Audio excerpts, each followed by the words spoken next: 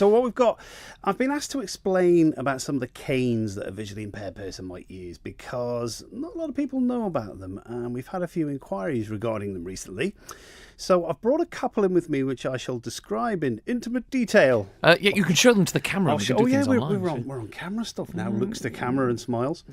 Okay, so there's a couple of types of canes that you might come across with that's being used by someone with a visual impairment. The first one is a very thin cane, and it's anywhere between 6 inches and maybe, 3 foot long. A very thin cane, and you would normally see a visually impaired person holding this, or you'd normally see a person holding this in their hands.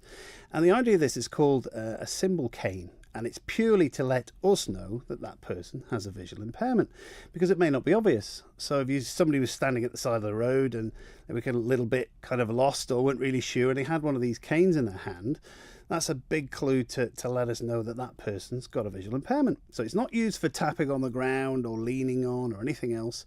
As I say, they come in different shapes and sizes.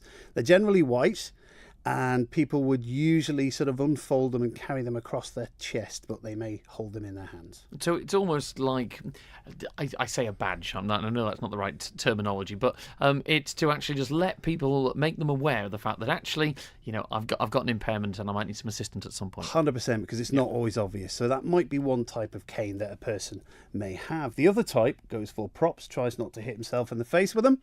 This is a lot much larger. Longer cane, and this one has a grip on one end and it has a bit of a ball type thing on the other. Now this is the type of cane that somebody would have placed on the ground and would be moving in front of them. So this is a guide cane, and the idea of this was best described to me by a chap this morning as an extension of that person's arm.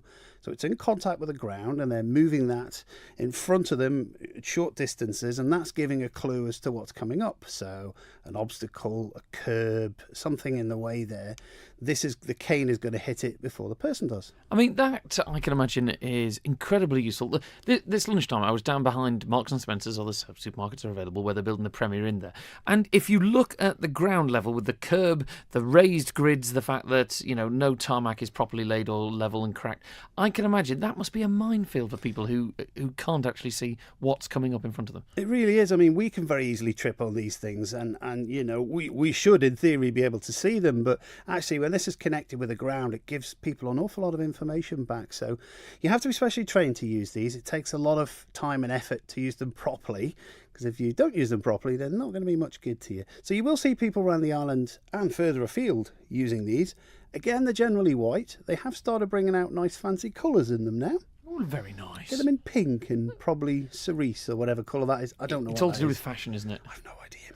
And there's one more cane which is very similar. This one looks almost identical, has a grip on the end. This one has some red stripes on it.